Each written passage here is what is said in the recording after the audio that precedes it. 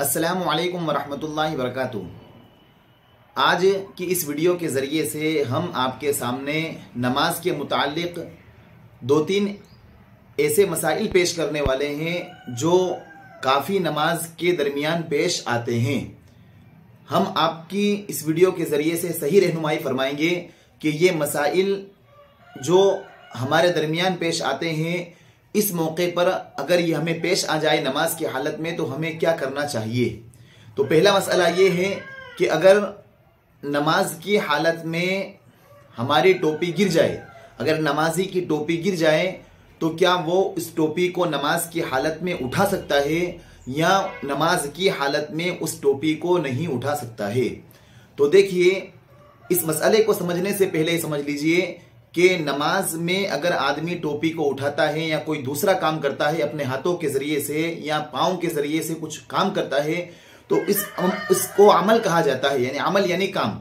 अमल की दो किस्में हैं, एक अमल कलील, एक होता है अमल कसीर।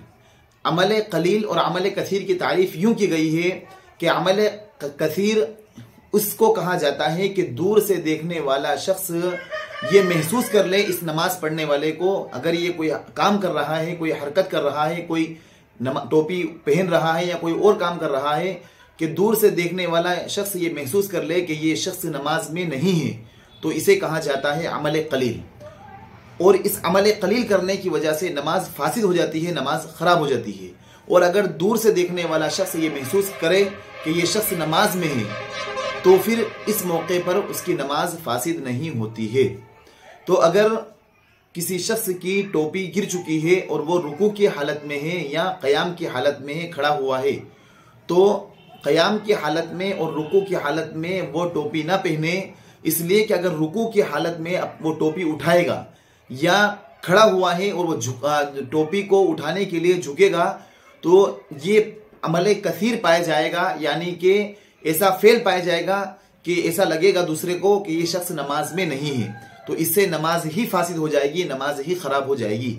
अलबत्ता जब सजदे की हालत में जब सजदे में जाते हुए ही टोपी गिरी हो या पहली रकात में गिर चुकी हो, जब खड़े होने लगे थे और अब सजदे की हालत में टोपी को पहन सकते हैं सजदे की हालत में एक हाथ के जरिए से, या फिर जब क़याम की हालत में है, हम बैठे हुए हैं, कायदे की हालत में है, उस मौके पर भी टोपी को पहन सकते हैं। लेकिन एक उसूल इसमें यह समझें कि अगर टोपी कड़क हो, मजबूत टोपी हो जो एक हाथ से पहनी जा सकती हो, तो इसको नमाज की हालत में एक हाथ के जरिए से पहन सकते हैं। इससे नमाज में कोई खलल नहीं आएगा, नमाज में कोई खराबी वाक़ई नहीं होगी।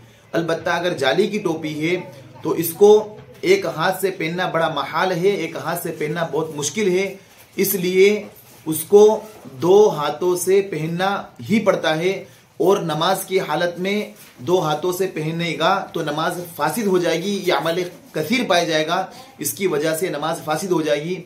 और नमाज के और अमल कसीर अगर करेगा कोई शख्स दोनों हाथ से पहनेगा तो नमाज फासिद हो जाएगी। तो जाली की अगर टोपी हो तो उसे नमाज की हालत में अगर गिर जाए तो उसे ना पहनी जाए, अगर उसे ना पहनी तब भी नमाज हो जाएगी, नमाज में कोई खलल वाक़ई नहीं होगा। अगर मजबूत टोपी हो, कड़क टोपी हो, तो फिर उसे एक हाथ के जरिए से सजदे की हालत में या कायदे की हालत में पहन सकते हैं, उसमें कोई हरज नहीं है। दूसरा मसला कि अगर कोई शख्स मस्जिद में जमात हो रही थी और वो ऐसे मौके पर शामिल हुआ, ऐसे मौके पर आया, वो जमात में शामिल होना चाहता है, लेकिन उसने इमाम को रुकू में नहीं पाया, क़याम में नहीं पाया, बल्कि सजदे की हालत में पाया, तो क्या ऐसा शख्स सजदे की हालत में ही इमाम के साथ जमात में शरीक हो जाए, या वो इमाम के क़याम का यानी खड़े होने का, दूसरी रकात के शुरू होने का या इमाम के रुकू का इंतज़ार करे, इमाम के दूसरी रकात शुरू करने का वेट करे, इंतज़ार करे। तो देखिए, ऐसा शख्स जिसने इमाम को सजदे की हालत में पाया हो तो वो सजदे की हालत में ही इमाम के साथ शरीक हो जाए। ऐसा ना हो कि वो इंतज़ार करता रहे, वेट करता रहे। हमारे आवाम के दरमियान एक बहुत ही गलत मसला चल रहा है। हमने भी कई मस्जिदों में देखा है, जब हम नमाज के लिए जाते हैं और हमारी भी कुछ रकातें छूटती है तो हमने देखा है कि अगर इमाम साहब, कोई आदमी आया है वुजू करके दौड़ कर आया है और वो जमात में शरीक होने वाला था, लेकिन इमाम साहब रुकू से उठ गए, समी अल्लाहु लिमन हमीदा कह दिया, या इमाम साहब सजदे में है, तो ये शख्स इंतज़ार करेगा, वेट करेगा जब तक कि इमाम साहब अपनी दूसरी रकात के लिए क़याम के लिए खड़े ना हो जाए।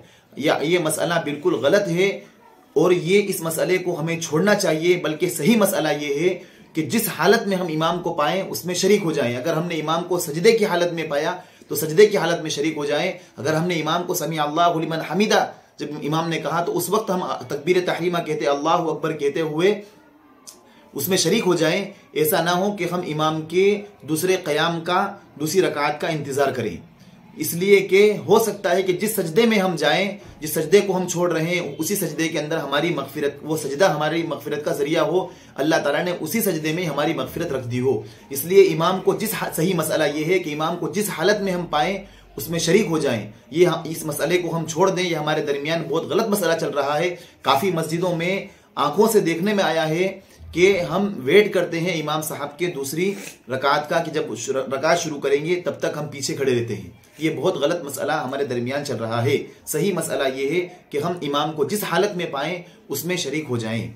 एक तीसरा मसला आपके सामने नमाज के मुतालिक ये पेश करने वाले हैं कि अगर किसी शख्स का नमाज की हालत में फ़ोन बजा, फ़ोन की घंटी बजी, तो क्या वो उसे बंद कर सकता है नमाज की हालत में या नहीं कर सकता है। तो हमने आपको बताया कि फ़ोन की घंटी में जो अमल कलील होता है, एक हाथ का इस्तेमाल होता है, एक हाथ उसमें यूज़ होता है, तो एक हाथ से बटन दबाकर उसे बंद कर सकता है। ये ना समझें कि मैं नमाज में फ़ोन बंद करूंगा तो मेरी नमाज में खलल होगा या मेरा ध्यान भटक जाएगा। इसलिए कि अगर आप फ़ोन को बजने देंगे और आप बंद नहीं करेंगे तो उससे कई नमाजियों की नमाज में खलल वाक़ होगा और कई लोगों की तवज्जो नमाज से हटकर आपके फ़ोन के बजने की तरफ आएगी। इसलिए जैसे ही हम नमाज की हालत में फ़ोन की घंटी बजते हुए देखें तो हम फ़ौरन ही उसे बंद कर दें। इसमें हमारे नमाज में कोई खलल वाक़ नहीं होगा, हमारे नमाज में कोई फ़र्क नहीं पड़ेगा। एक और मसला नमाज के मुताल्लिक़ हम आपके सामने पेश करना चाहते हैं, वो ये है कि अगर किसी शख्स ने नमाज की हालत में पहली रकात में कुल अऊज़ु बिरब्बिन नास पढ़ दी तो अब ऐसा शख्स दूसरी रकात में क्या करे। ये मसला काफ़ी पेश आता है। कई लोग इसमें तजब्जुब में रहते हैं कि अगर किसी शख्स ने भूल से पहली रकात में अल्हम्दु के बाद कुल अऊज़ु बिरब्बिन नास पढ़ दिया तो अब ऐसा शख्स दूसरी रकात में क्या पढ़ेगा।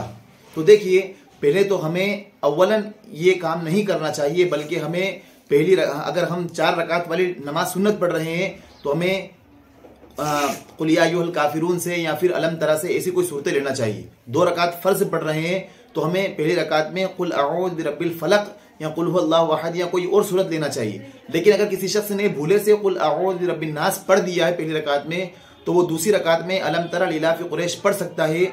इस तरह करने से, जबकि उसने भूल से किया है, तो इस तरह करने से नमाज में कोई खलल वाक़ नहीं होगा और नमाज मकरूह भी नहीं होगी। अलबत्ता अगर किसी ने जानबूझकर भी ऐसा किया है तो उसकी नमाज हो जाएगी, अलबत्ता जानबूझकर करने की सूरत में नमाज मकरूह होगी।